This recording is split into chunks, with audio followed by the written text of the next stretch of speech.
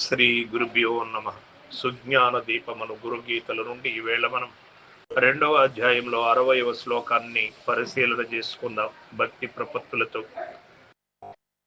యస్మై కారణ రూపాయ కార్యరూపేణ భాతి యత్ కార్యకారణ రూపాయ తస్మై శ్రీ గురవే నమః.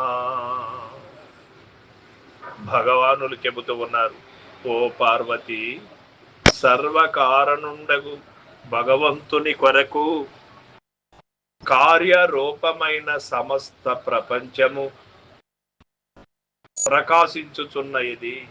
అట్టి కార్యకారణ స్వరూపమైన భగవంతుడగు సద్గురువు కొరకు నమస్కారము అంటూ ఉన్నాడు పరమేశ్వరుడు.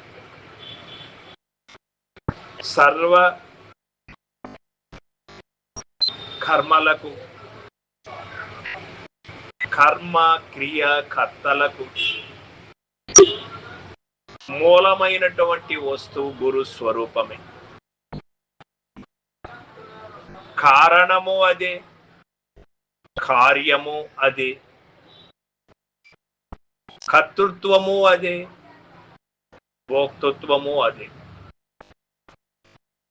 అన్నిటిలో మూలాధారముగా ఉన్నటువంటి వస్తువు గురు స్వరూపమే. గురు స్వరూపము యొక్క నిజ స్థితి, నిర్మల స్థితి కలిగినటువంటి వాడికి తెలియబడుతుంది. నిర్మల స్థితి లేక మనసు అల్లకొల్లోలములుగా ఉన్నప్పుడు ఆ యొక్క గురు స్థితి తెలియబడదు. శాస్త్రపరంగా తెలుసుకోవచ్చేమో కానీ అనుభవపరంగా అనుభవ స్థితిలో తెలియబడదు. అనుభవ స్థితిలో తెలియబడాలి అంటే మనసు నిశ్చలంగా ఉండాలి, అలలు లేనటువంటి స్థితిలో ఉండాలి. అప్పుడు తెలియబడుతుంది. ఆ యొక్క గురు స్థితే మనకు దైవంగా, పరబ్రహ్మంగా, బ్రహ్మ విష్ణు మహేశ్వరములు మీరినటువంటిదిగా తెలియబడుతూ ఉంటుంది. అట్టి కార్యకారణ స్వరూపమైన భగవంతుడు గురు శక్తి. ఆ గురు శక్తిని తెలుసుకోవడం కోసమే పార్వతి నేను ధ్యానం చేస్తూ ఉన్నాను. ఆ గురు శక్తి కారణమై ఉన్నది,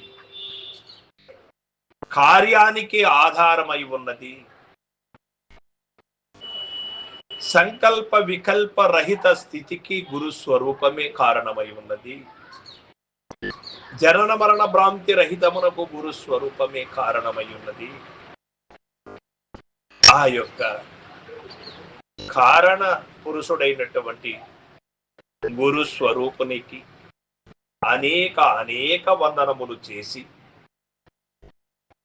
ఆ గురుదైవమునకు మనపైన దయగలిగినప్పుడు క్షణ కాలములో నీవెవరు, దైవము ఎవరు, జీవుడనంగా ఎవరు, ఈశ్వరుడనంగా ఎవరు, ఈ అన్నీ కూడా క్లారిటీ అవుతాయి. ఇదే నిజ శిష్యుని యొక్క లక్షణం. గురువు దగ్గర తెలుసుకోవలసినటువంటి ధర్మములు. సర్వం సద్గురు పాదార్పణమస్తు. జై గురుదేవ.